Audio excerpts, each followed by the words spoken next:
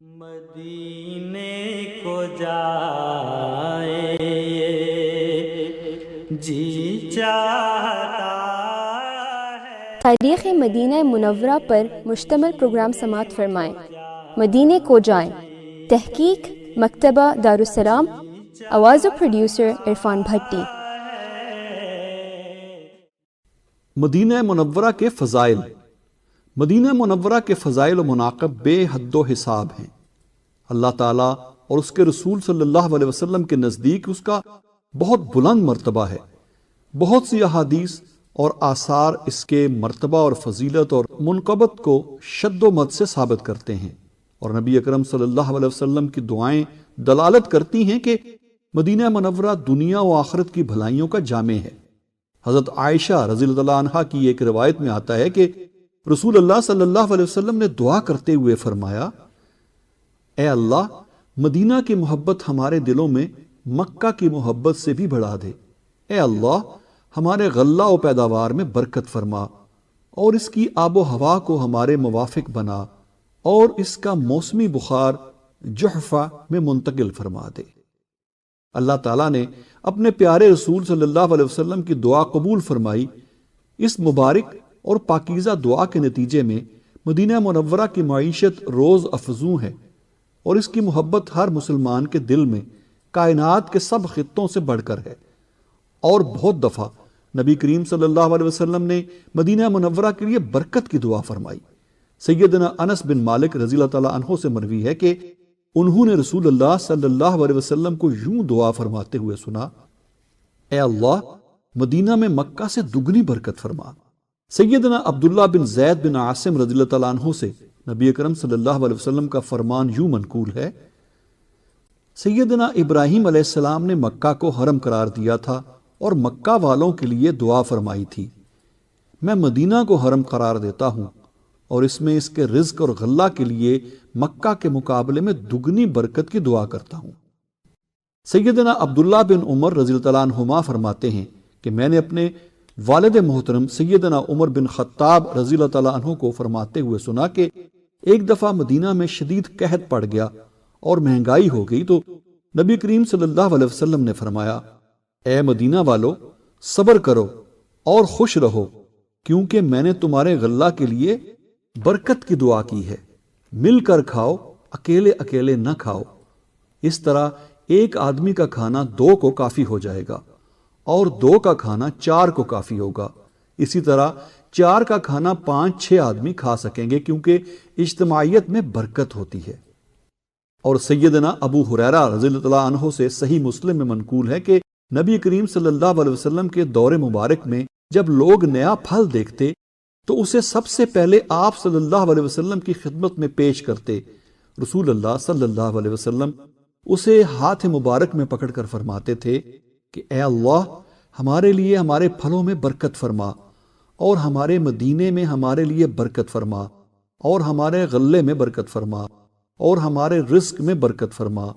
اے اللہ، ابراہیم علیہ السلام تیرے بندے، تیرے خلیل اور تیرے نبی تھے، اور میں بھی تیرا بندہ اور تیرا نبی ہوں۔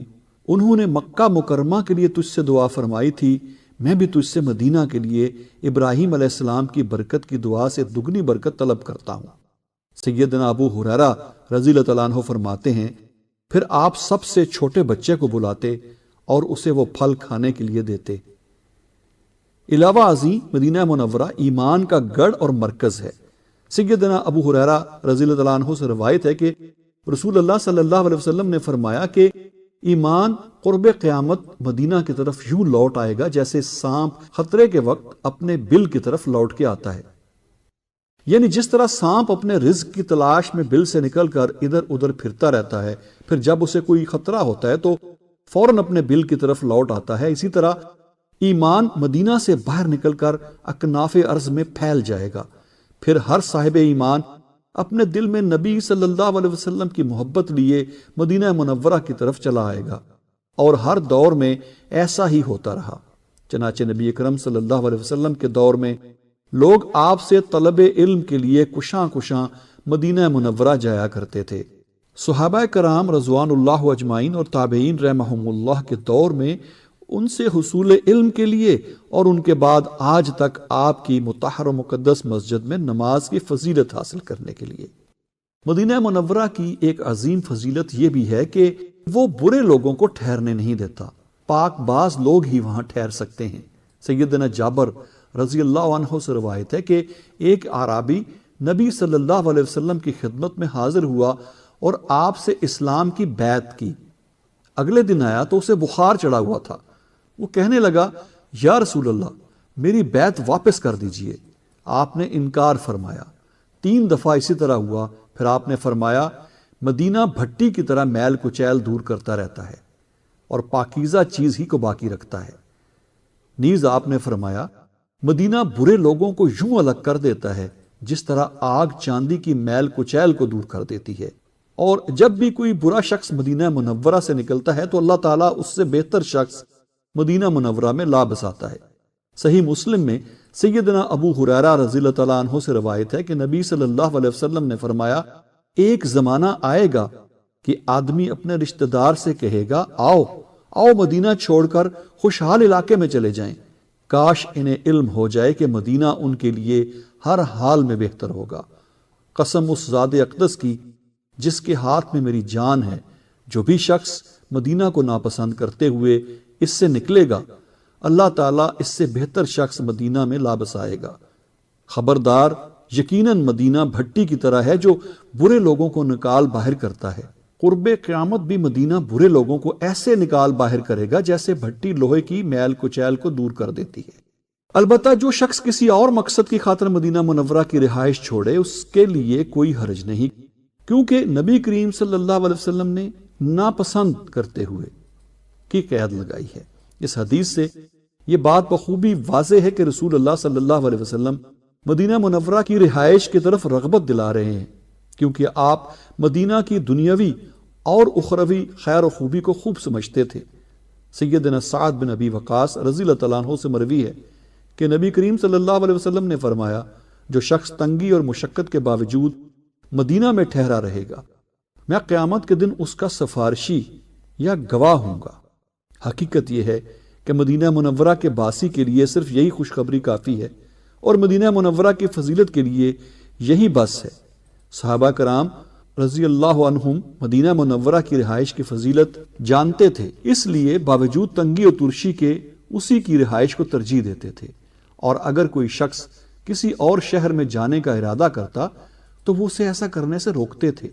حضرت سعید مقبری رحمہ اللہ اپنے والد ابو سعید مہری رحمہ اللہ سے روایت کرتے ہیں کہ وہ ہرہ کے واقعے کے وقت سیدنا ابو سعید خدری رضی اللہ عنہ کی خدمت میں حاضر ہوئے اور ان سے مدینہ منورہ کی رہائش چھوڑ دینے کے بارے میں مشورہ دیا، کیونکہ وہ کثیر العیال تھے، مہنگائی بہت زیادہ ہو گئی تھی، اور انہوں نے گزارش کی کہ میں ان حالات میں گزارا نہیں کر سکتا۔ آپ فرمانے لگے، افسوس، میں تجھے یہ مشورہ نہیں دے سکتا، کیونکہ میں نے رسول اللہ صلی اللہ علیہ وسلم کو فرماتے سنا ہے کہ جو شخص مدینہ کی تنگی و ترشی پر صبر کرے اور یہی فوت ہو، میں قیامت کے دن اس کے لیے سفارشی یا گواہ ہوں گا، بشرطے کہ وہ مسلمان ہو۔ نبی اکرم صلی اللہ علیہ وسلم نے مدینہ منورہ میں وفات کو محبوب قرار دیا ہے، چنانچہ فرمایا، جس شخص کے بس میں ہو وہ مدینہ میں فوت ہو، کیونکہ میں مدینہ میں فوت ہونے والے کی قیامت کے دن سفارش کروں گا۔ مدینہ منورہ کی ایک فضیلت یہ بھی ہے کہ رسول اللہ صلی اللہ علیہ وسلم نے اس شخص کی مذمت فرمائی ہے جو اہل مدینہ کو خوف زدہ کرے یا ان سے مکر و فریب کرے۔ صحیح بخاری میں عائشہ بنت سعد کی روایت ہے کہ میں نے اپنے والد محترم سیدنا سعد بن ابی وقاص رضی اللہ تعالیٰ عنہ کو فرماتے ہوئے سنا کہ میں نے نبی اکرم صلی اللہ علیہ وسلم سے سنا ہے کہ جو شخص اہل مدینہ سے مکر و فریب کرے گا وہ اس طرح ناپید ہو جائے گا جس طرح نمک پانی میں حل ہو جاتا ہے۔ اور امام نسائی رحمہ اللہ نے سیدنا سائب بن خلاد رضی اللہ تعالیٰ عنہ کی حدیث بیان فرمائی ہے، جو ظالم شخص اہل مدینہ کو خوف زدہ کرے گا اللہ تعالیٰ اسے خوف زدہ کریں گے، اور اس پر اللہ تعالیٰ، فرشتوں اور تمام لوگوں کی لعنت ہوگی۔ ایسے شخص سے کوئی فرض یا نفل قبول نہیں کیا جائے گا۔ حضرت عامر بن سعد کی اپنے والد محترم سعد بن ابی وقاص رضی اللہ تعالیٰ عنہ سے روایت ہے کہ جو شخص اہل مدینہ کے ساتھ بدسلوکی کا ارادہ کرے گا اللہ تعالیٰ اسے آگ میں یوں پگھلائیں گے جس طرح سیسا پگھل جاتا ہے یا جیسے نمک پانی میں حل ہو جاتا ہے۔ اور حد یہ ہے کہ رسول اللہ صلی اللہ علیہ وسلم نے اہل مدینہ کو خوف زدہ کرنا خود آن جناب کو خوف زدہ کرنے کے مترادف قرار دیا ہے، اور فرمایا ہے کہ اللہ تعالیٰ ایسے شخص سے کوئی فرض یا نفل قبول نہیں فرمائیں گے۔ چنانچہ سیدنا جابر بن عبداللہ رضی اللہ عنہما سے روایت ہے کہ رسول اللہ صلی اللہ علیہ وسلم نے فرمایا، جو شخص اہل مدینہ کو خوف زدہ کرے گا اس پر اللہ تعالیٰ، فرشتوں اور سب لوگوں کی طرف سے لعنت ہوگی۔ اللہ تعالیٰ اس سے کوئی فرض یا نفل قبول نہیں فرمائیں گے۔ جس شخص نے اہل مدینہ کو خوف زدہ کیا، یوں سمجھے اس نے اس کو خوف زدہ کیا۔ یہ فرماتے ہوئے آپ صلی اللہ علیہ وسلم نے اپنی طرف اشارہ کیا۔ ایک اور حدیث میں سیدنا جابر رضی اللہ تعالیٰ عنہ سے یوں مروی ہے کہ انہوں نے فرمایا، ہلاک اور برباد ہو وہ شخص جس نے رسول اللہ صلی اللہ علیہ وسلم کو خوف زدہ کیا۔ حضرت جابر رضی اللہ تعالیٰ عنہ کے دونوں بیٹوں یا دونوں میں سے کسی ایک نے استفسار کیا، ابا جان، رسول اللہ صلی اللہ علیہ وسلم تو وفات پا چکے ہیں، آپ کو خوف زدہ کرنے کا کیا مطلب؟ سیدنا جابر رضی اللہ تعالیٰ عنہ نے فرمایا، میں نے رسول اللہ صلی اللہ علیہ وسلم کو فرماتے سنا ہے کہ جس نے اہل مدینہ کو خوف زدہ کیا اس نے خود مجھے خوف زدہ کیا۔ مدینہ منورہ کی ایک فضیلت یہ بھی ہے کہ اس میں دجال اور طاعون داخل نہیں ہو سکتے۔ یہ بات بہت سی صحیح احادیث میں مذکور ہے۔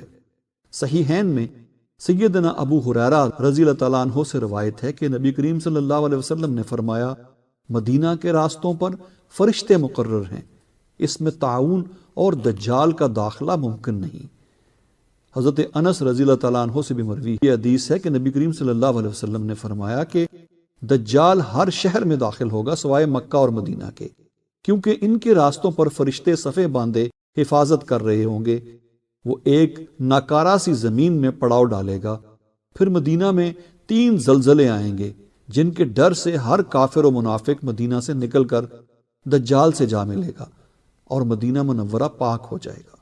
صحیح بخاری میں سیدنا ابو بکر رضی اللہ تعالیٰ عنہ سے منقول ہے کہ نبی اکرم صلی اللہ علیہ وسلم نے فرمایا، مدینہ میں دجال کا رعب داخل نہ ہوگا۔ ان دنوں مدینہ کے 7 دروازے ہوں گے، ہر دروازے پر 2 فرشتے مقرر ہوں گے۔ ان تمام فضائل کے علاوہ 2 ایسی عظیم فضیلتیں ہیں کہ جن کے مساوی کوئی دوسری فضیلت نہیں، اور وہ یہ کہ مدینہ منورہ میں نبی اکرم صلی اللہ علیہ وسلم کا روضہ مبارک اور آپ کے مقدس مسجد موجود ہیں۔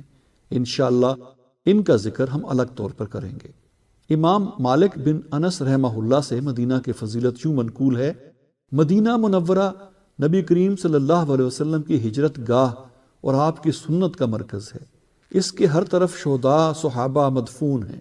اللہ عز و جل نے اسے اپنے پیارے نبی صلی اللہ علیہ وسلم کے لیے پسند فرمایا، حتیٰ کہ آپ کی قبر مبارک بھی یہی بنی۔ اس میں روضۃ من ریاض الجنہ بھی ہے اور منبر رسول صلی اللہ علیہ وسلم بھی۔ اس کے علاوہ اس میں مسجد قباء بھی ہے۔